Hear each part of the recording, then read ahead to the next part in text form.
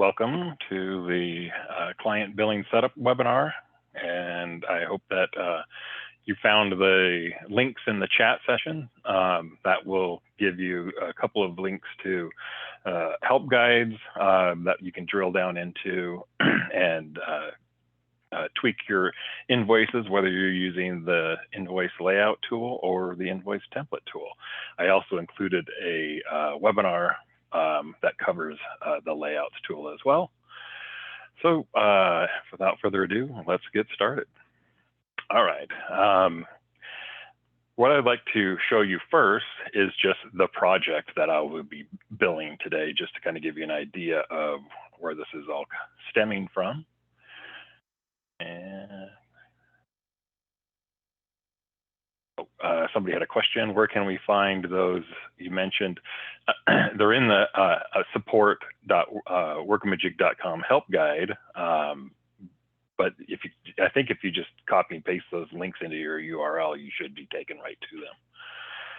All right, so let me show you.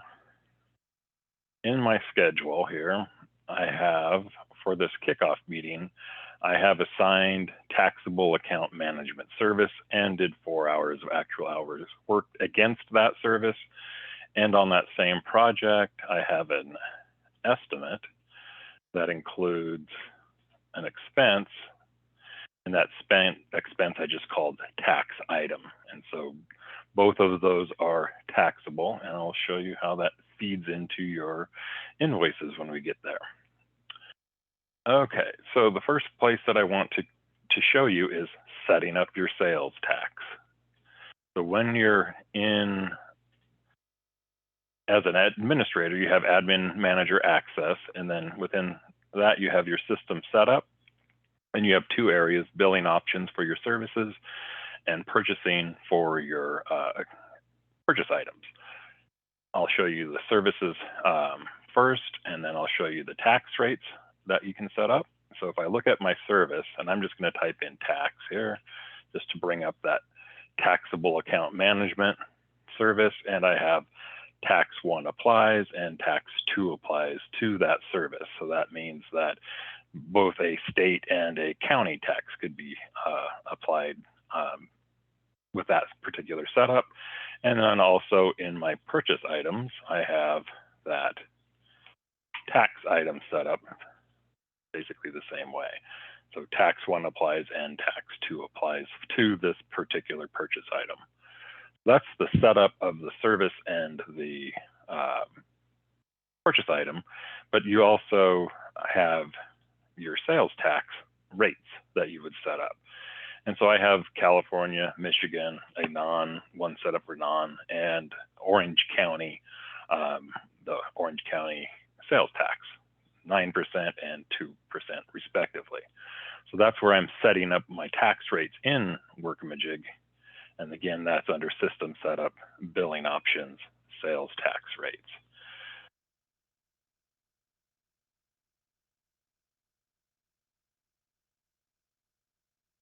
Oh, I'm seeing some questions here regarding the chat. Let me try that again, see if that's interesting. That seeing them who host and panelists. Oh, here we go. I switched it to everyone. Let's see. Hopefully that's better. All right. Apologize for that. I didn't realize that it was set just to hosts and panelists versus all the participants. Okay, so we set up our tax rates, and we've made sure that our service and our item has that tax rate applies. So now I'm going to look at my client, and I'm going to just get to my client through my project settings here and look at my client setup for billing for this project. So these would be the default setup that you use for your client. And when you click on billing here, you have your defaults and your edit pencil over here. And you can see that sales tax 1 I have set up for California, and sales tax 2 I've set up for Orange County. This next one down below is really more for your estimates, but this also can affect your tax. So you can set a client up to be not taxable, or taxable by task, project, or taxable by service. I'm leaving it on default from the template's estimate, which means I can set up where I'm going to, how I'm going to apply tax on that particular project's estimate as well. Also making sure that you have a default sales account set up. If not, it's going to use your default sales account from your GL tracking options. You may also want to set up a separate AR account. I'm not going to choose to do that, but my default would be my 1200 account here, so it's going to use that for my default tracking options as well. But if you did need for some reason to set up a separate AR account to post to for this client, you could do that here. This is also where I'm going to choose if I have an invoice template that I want as my default. So if I chose detailed or summary here as my invoice template, not invoice layout, invoice template to use, then that would be the default when I create my project and generate my invoices from that project. It would default for that invoice template. I've chosen to use a layout, and I chose the multi-project detailed billing item and item, but the list of all of my available layouts are in here, but I just chose that one for today. Just as a side note, you can set up a default billing method here right below your layouts, not really pertaining to any tax issues, but it is right there. And then how am I going to invoice my particular client today? I'm going to set up as the default for this client to be one invoice per client versus one invoice per project. So this will get one invoice versus one invoice per project. And then how do I want my lines? I've chosen project, then billing item and item. I do have other options where just project and task, service item, billing item and item, but I'm going to show project, billing item and item. So that would be something like project XYZ, billing item professional services, items would be your labor for account management, graphic design, copywriting, etc. And then I also have payment terms that I can set up since I'm on the screen. I'll show you that here at the bottom as well. So this is where you're making sure that this client is going to be collecting sales tax. So California and Orange County, sales tax 1 and sales tax 2. So that is the setup in the back end for your sales tax rates and your services that are taxable and your items that are taxable, and then making sure that your client is set up to have tax applies as well. So also in system setup, since we are here, this is also where you can see your transaction preferences. So under system setup, account information, transaction preferences,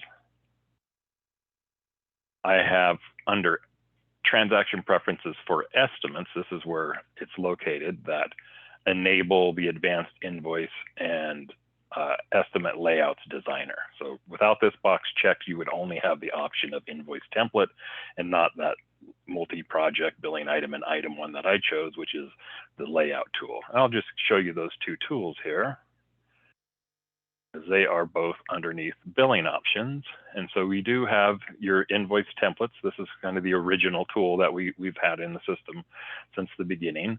And then the invoice estimates layouts tool was added, I want to say roughly 6 years ago or so. But here is an example of an invoice template, the detailed version. And this is where you're labeling it. That's a required field, detailed. Then you've got your line options and whether you want to show the quantity description. How do you want your invoice line detail? Do you want to show all lines, top level lines, all summary lines? And in that help guided, it will go into detail about what each of those options mean. But you also have a lot of other options to turn on: show amounts on the summary lines, show line quantity and rate. And here we have show time detail checked, and then we're summarizing, no summarization, sorry. Show each time transaction. You could even turn on show comments for your time entries if you chose to. Then you have a lot of grouping options: person and service, service, person, budget task, sub detail, and then you can turn on show labor hours, show labor rate. Numerous options that may be turned on or not turned on, and you can see that we are showing expenses detail, and you have these settings turned on, and we're not rolling up expenses by item, but we could choose to do that. So this is your invoice template tool, and then on the layout tab here, this is where you could upload your own logo. We have the Workamajig logo on ours, but I also wanted to point out that if you wanted to save any changes, if you wanted to add a new one, I can hit the plus button here and then just give this a new name, and then I can choose whatever options I want for that particular new invoice template that I just created. Since we've turned on enable the invoice and estimates layout tool, we also have right below invoice templates is invoice and estimate layouts. So this is the one that we'll be using today down here. Multiple project detailed billing item and item. If I want to create my own version of one of these that's already installed in the system, I can hit the plus button up here, add new, just a blank slate, or copy existing. And this is where I can give my new layout a name. You can see that's a required field with the red dot. And then I would choose which one of these layouts that's already in the system to copy. That way you can keep the original intact if you want to refer back to it, and then just play around with a working copy. Sometimes, I would recommend maybe create two copies of the same layout. That way you've retained the original, and then you can play around with the practice layout 1 and practice layout 2 and make changes back and forth without messing up your original practice layout that you had. So feel free to do that. Just going to take a peek at questions here.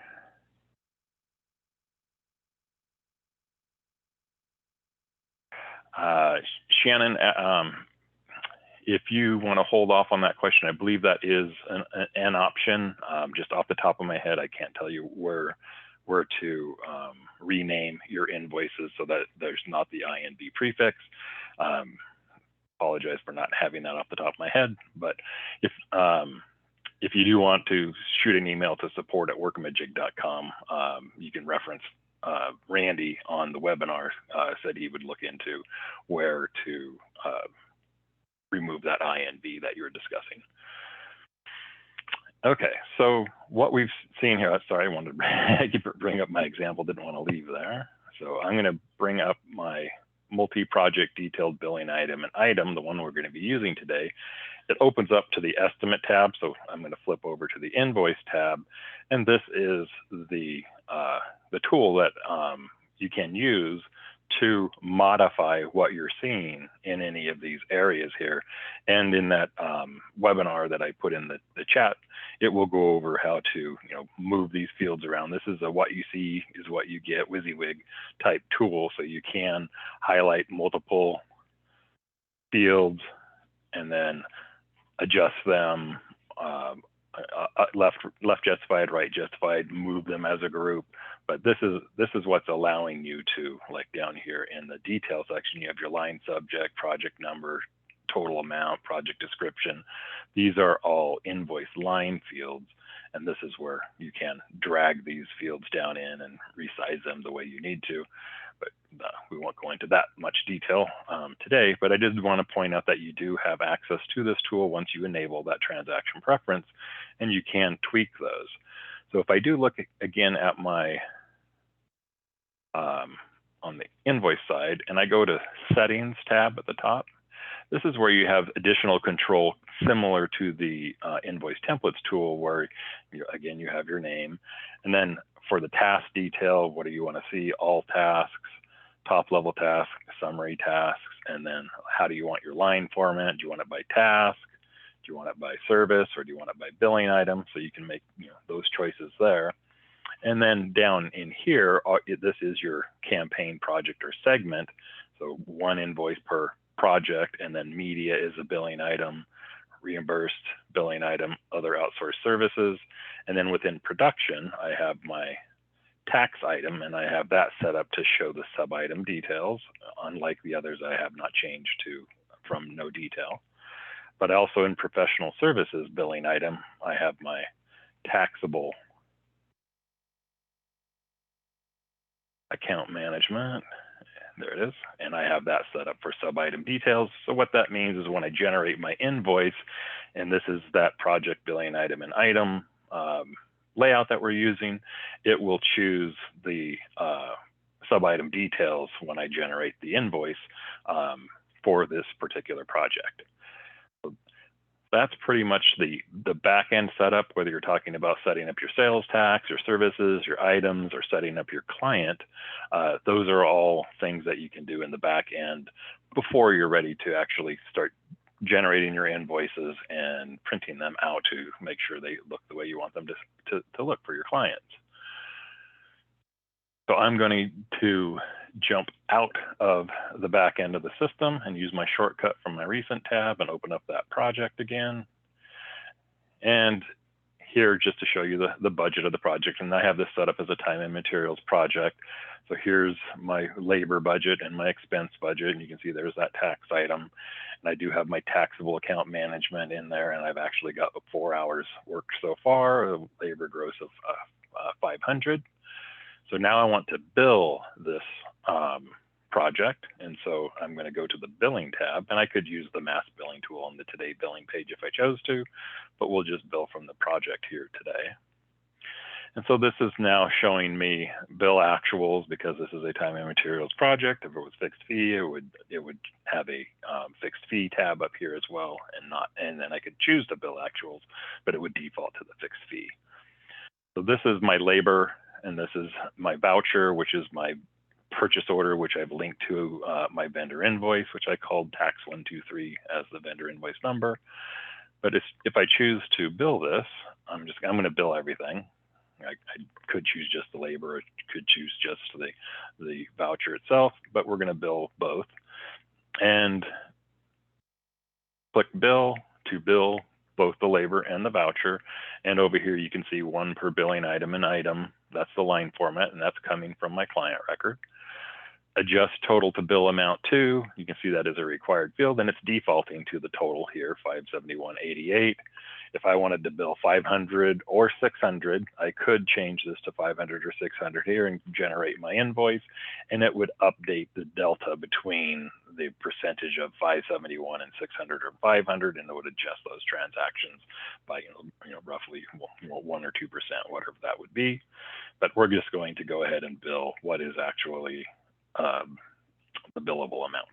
So 571.88, I'm going to create my invoice. And then this invoice should be designed using that layout that we chose on the client record, which would feed to the project settings for billing, and then feed right into here as we generate our invoice. So my client is my taxable client, and so now I have my production section and my professional services as my billing items, and then here's my tax item, and then my taxable account management. You can see up here in the top right-hand corner under the summary, the total is 571.88, California tax of 51.47, Orange County tax of 11.44, and if I open up one of these lines, this is where I can see that tax for California, 647, Orange County, 144. If LA or Los Angeles had their own tax, I could set up a city tax as well. That's how you could get a third tax in there if you wanted add other taxes. And I'm not going to do that, but that is an option. And then you can see for professional services, this is $45 for the California tax and $10 for the Orange County tax, the 9% and 2% respectively. I'll go ahead and approve my invoice, and then I will post my invoice to give you those details. And now you can see how this is going to hit your general ledger. So I've got my $634.79 hitting accounts receivable, gross revenue from production and gross revenues for billed service fees, 71, 88, and 500 respectively. And then I've got my state income tax and county income tax being posted to in the general ledger here as well to the 2150 and then 2155 accounts. So that is posting those details. And now I'm just going to unpost it for now. Check out the details using the edit pencil here. I have my layout, multi-project detailed billing item and item. This is defaulting from the client to the project to the invoice. This is a hot link back to that layout. So this is a nice handy tool just if you wanted to make some tweaks and come in here and make some adjustments to what you want to show in your detail section or in your report footer or the report header, whatever you want to make adjustments to, and then save those changes over here in that little green save layout option. And then you can come back and then print that out again with those changes, and you can see how those changes are basically live. All right, I'm going to take another peek at questions. And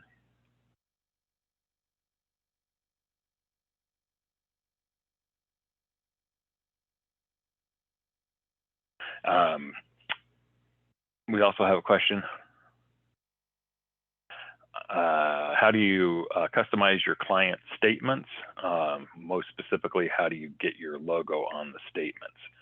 Now, your client statement is different than your client invoice, so I'm not positive if you're talking about the layout for your invoice or if you're talking about a layout, which would be your report logo, because I think what you're discussing, if I go to my say billing page, and one of those views is reports client statement. So this is a report that you can run, and that would not use the same. I mean, you could upload the same logo as in your report logo for your company, and that would be printed on your client statement. But your logo for an individual invoice, whether it's the template or the invoice and estimate layout tool, you have, I'm just going to show you that just in case this is what you were actually talking about. So under the detailed tab under layout, this is where I would add my own logo from my hard drive or my network drive by clicking that plus button there and then uploading whatever logo I chose. Same idea on your invoice and estimate layouts. I have the one that we've been using. If I double click on that logo of my Workamajig logo, then I can replace that with a logo from my network drive or hard drive. I believe you're talking about this is where I believe you can set up your report logo here, and that is going to print on all your reports like your client statement. So that's the area where you would upload your report logo, unlike uploading a specific logo for your invoice templates or invoice layout tool. And then we have, how does the sales tax work on an advance bill? Let's see. Work's not done yet. Again, off the top of my head, I'm not sure how that's going to apply. I would suggest shooting an email to support@workamajig.com and letting them know to ask Randy to research advance bill and sales tax, because I know there is a difference. What is the best way to tax an advance bill invoice? So that same type of idea there. So I will look into that, and if you send in that email, like I mentioned, to support, that gets routed to your account manager. And if you reference my name, either in the subject or the body, say, hey, Randy said he would look into the sales tax on advance bill, I'll respond to both of you guys there. Sorry about that, not knowing that answer off the top of my head. All right, any other questions?